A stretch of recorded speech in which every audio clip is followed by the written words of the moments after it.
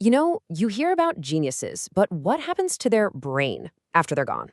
Well, in the case of Albert Einstein, the story is, wow, it is truly wilder than fiction. We're talking about a story full of shady science, huge ethical questions, and a brain that went on a decades-long road trip, starting the literal second he died. So this was the big question, right? The one everyone was secretly wondering.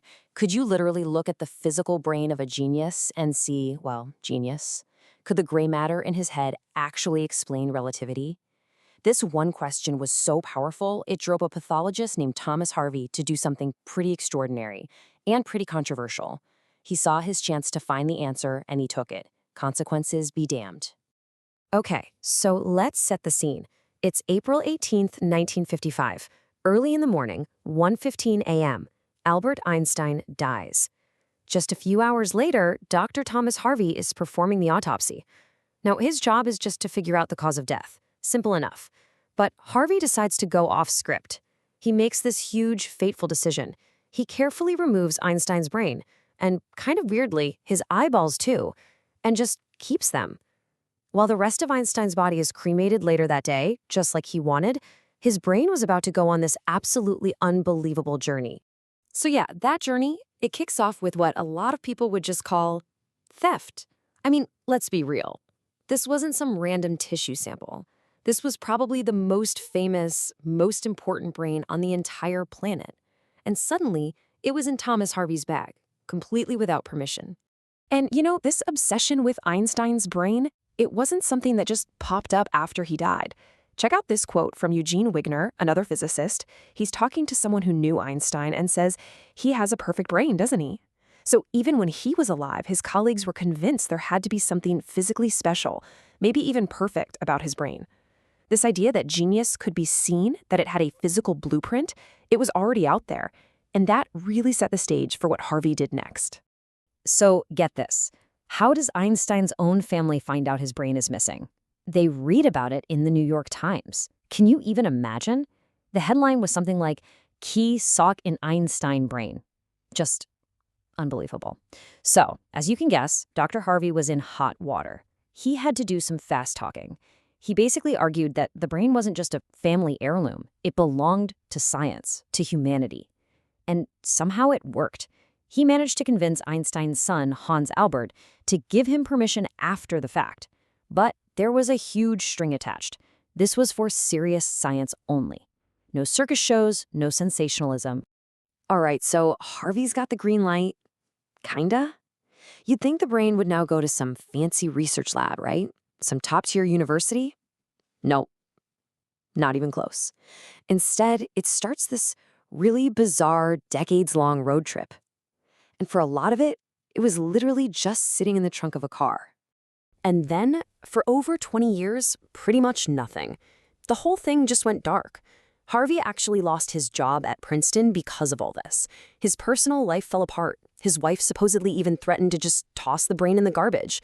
So he just drifted. He moved around the country, from Jersey to Kansas to Missouri, but he always had the brain with him. The most anticipated scientific study in the world, it just fizzled out.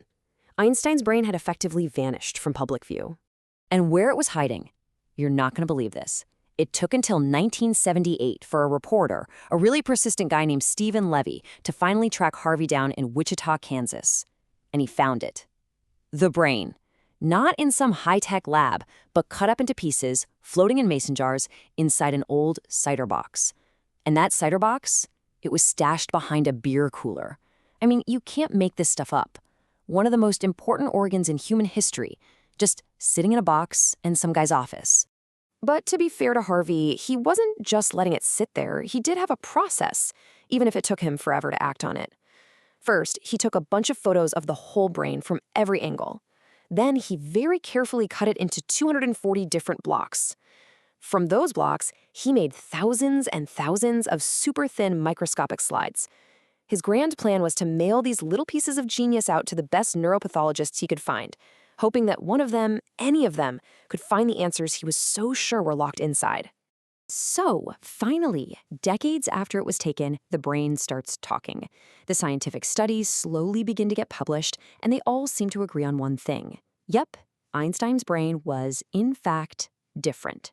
So let's get into the specifics. What exactly did they find? Okay, first up, one of the biggest findings had to do with his parietal lobes.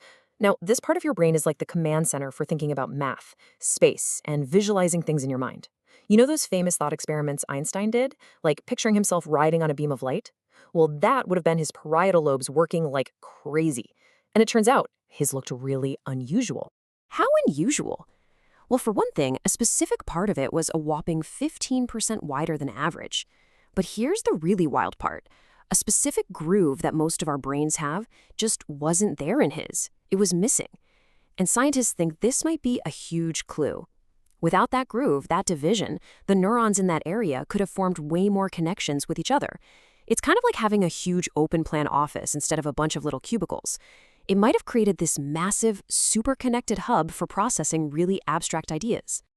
Next, let's talk about something called the corpus callosum.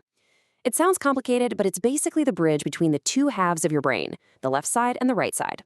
You can think of it as this giant bundle of cables, an information superhighway that lets the two hemispheres talk to each other and work as a team. And guess what? Einstein's corpus callosum was unusually thick, a lot thicker than average. This suggests that the two sides of his brain were incredibly well connected. That information superhighway we just talked about, his was like a multi-lane, high-speed freeway. This might have allowed his creative, visual right brain to work in perfect harmony with his logical, mathematical left brain. It could be the reason he could sort of feel the answers to complex physics problems long before he could prove them with equations. Okay, finding number 3. This one is about some cells that scientists used to think were pretty boring, basically just the packing peanuts of the brain. They're called glial cells. For a long time, all the attention went to neurons, the star cells that do all the thinking and signaling. But we now know glial cells are super important. They're the support crew. They feed the neurons, protect them, and help them do their job better. So, I love this analogy. If your neurons are the rock stars, the glial cells are the roadies, the managers, the sound guys. They're the whole team that makes the concert happen. And a study in 1985 discovered that Einstein's brain had way more of these glial cells, these support crew cells, compared to neurons. What could that mean? Well, it might mean his neurons were working harder, demanding more energy and support. It points to a brain that was basically running on high-octane fuel, built to handle incredibly intense and sustained thinking. So all of these weird, unique features in his brain lead us to the classic ultimate question, right? Nature versus nurture. Was he just born that way, with a brain destined for greatness? Or did his life of nonstop thinking actually change the shape and structure of his brain? You can make a really strong case for nature. I mean, that missing groove in his parietal lobe, that's something that was probably locked in before he was even born. The basic blueprint of his brain was just different from the start. But then, the nurture argument is also really powerful. We know for a fact that things like intense learning can increase the number of those glial cells, the support crew. And let's face it, Einstein's life was one giant, continuous mental workout. So what's the real answer? It's probably a bit of both. He was born with the hardware, and then he pushed it to its absolute max.